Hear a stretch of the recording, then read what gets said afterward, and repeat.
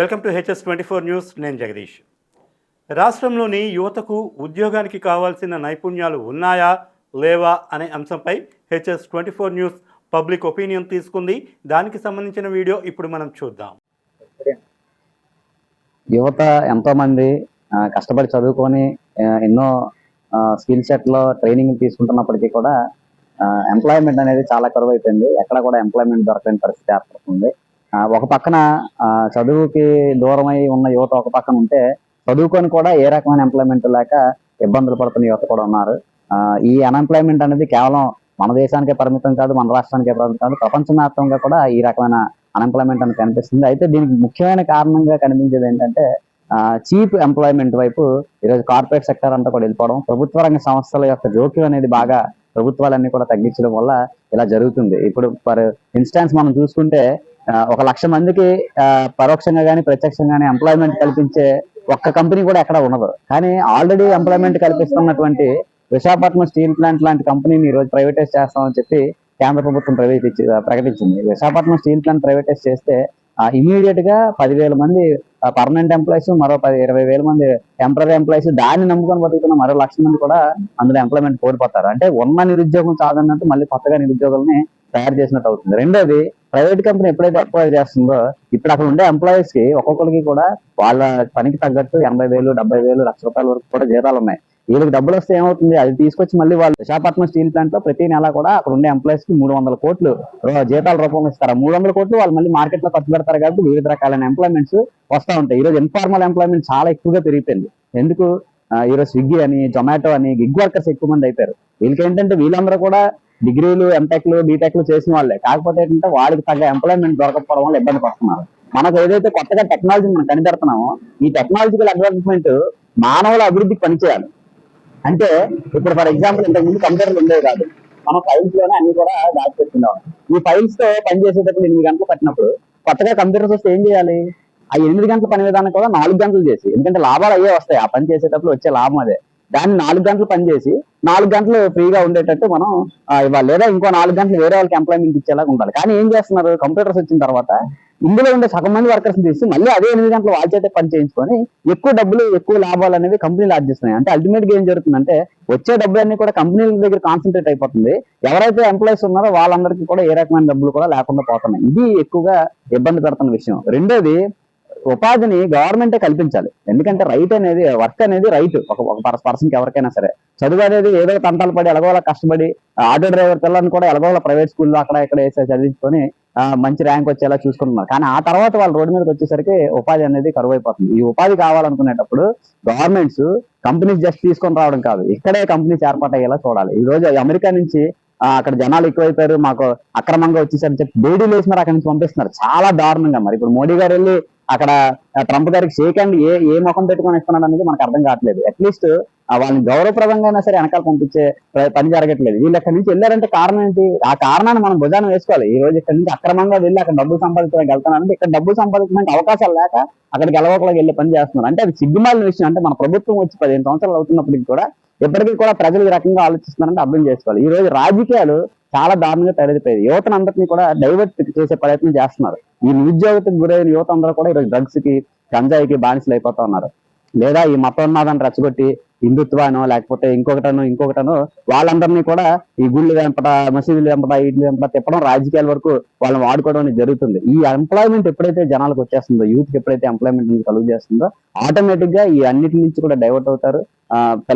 Parents కూడా ఏ రకమైన ఇబ్బంది లేకుండా ఉండాల్సి వస్తుంది. అలాగే ఈ రోజు ఉచిత పథకాలు ఏవైతే ప్రవేశపెడుతున్నారో, ఉచిత పథకాలు కాదు, ఉద్యోగాలు ఇవ్వండి. మన వాలంటీర్స్ కి సరే ఏదో ఒక ఉద్యోగం ఇచ్చారు, 50 మంది కలిపి ఒక వాలంటీర్ అని చెప్పేసి వాళ్ళందరూ 2,50,000 మందిని ఈరోజు అన్యాయం చేసి 6 నెలలుగా 7-8 నెలలుగా జీతాలు లేకుండా వాళ్ళని బేఖాతరు చేసి వదిలేశారు. ఈ ప్రభుత్వం వాళ్ళే 5,000 కాదు మీకు 10,000 జీతాలు ఇస్తామని చెప్పారు. ఆ నమ్మకంతో ఈ ప్రభుత్వాన్ని గెలిపించిన తర్వాత వాలంటీర్సే మాకు అవసరం లేదు, ఆ పని మేమే చేసుకున్నాం. ఏ పనైనా ఎవరైనా చేయొచ్చు. ఈరోజు సీఎం, హోమ్ మినిస్టర్ లేకపోతే ఫైనాన్స్ మినిస్టర్ ఎంతమంది అక్కర్లేదు, ఒక మనిషి ఉన్నా సరే 4 పనులు చేయగలుగుతారు. మరి ఎంతమందిని గెలిపించాల్సిన పని ఎందుకు వచ్చింది? ఈరోజు ఎమ్మెల్యేల జీతాలు విపరీతంగా పెంచుకుంటున్నారు. ఎందుకు పెంచుకుంటున్నారు? మీకుండే ఖర్చు ప్రత్యేకంగా ఏముంటుంది, సాధారణ ప్రజానికానికి ఉండే ఖర్చు ఏముంటుంది?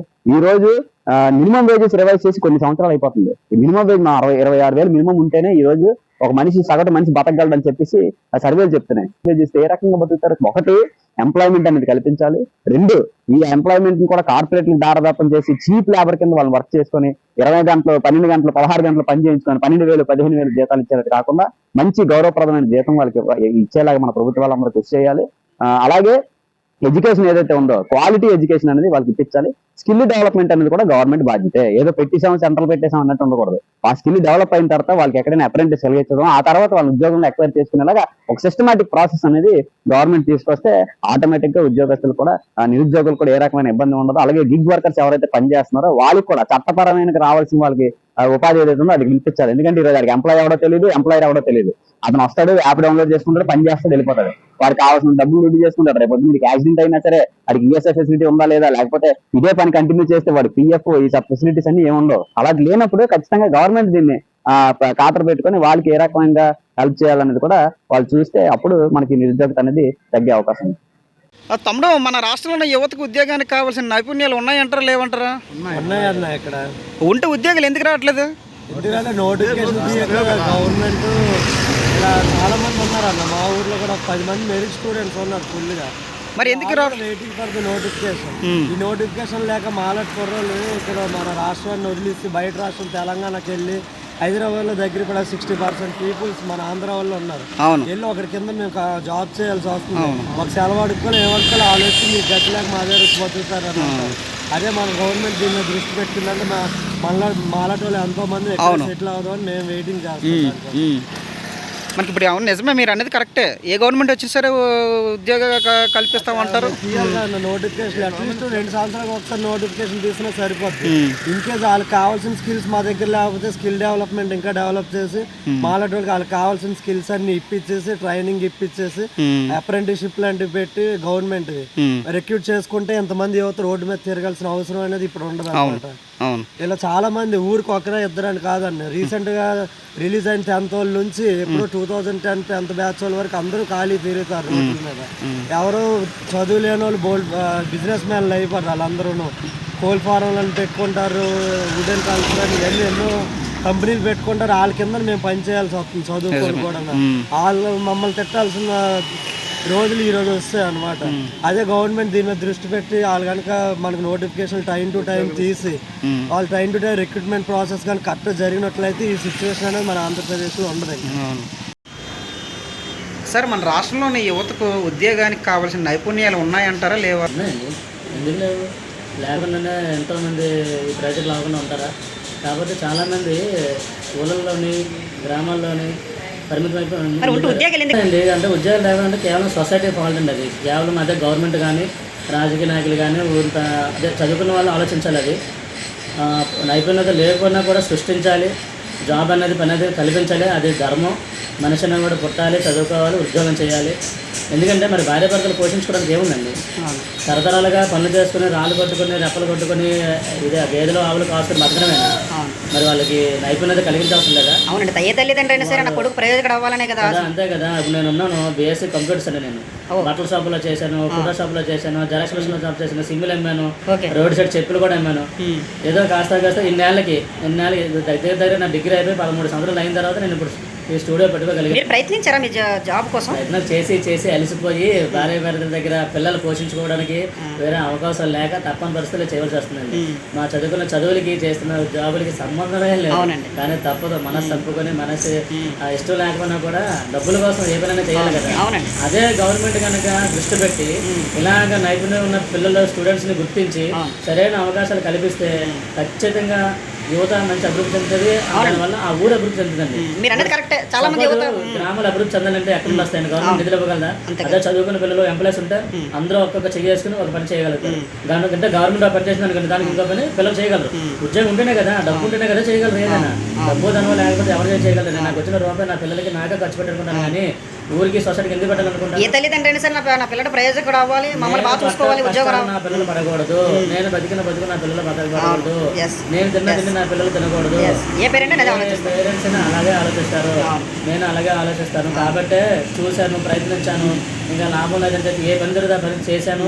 నా పిల్లలు చదివించుకోవాలి, నా భార్యకి నా పిల్లలకి 3 పూటలు అన్నం పెట్టాలని చెప్పి ఈ పని చేస్తున్నాను. నిజంగా నాకు అది ఇష్టం లేదు, కానీ డబ్బులు వచ్చే మార్గం ఏదైతే ఏంటండి కాబట్టి చేసుకోవాల్సి వస్తుంది.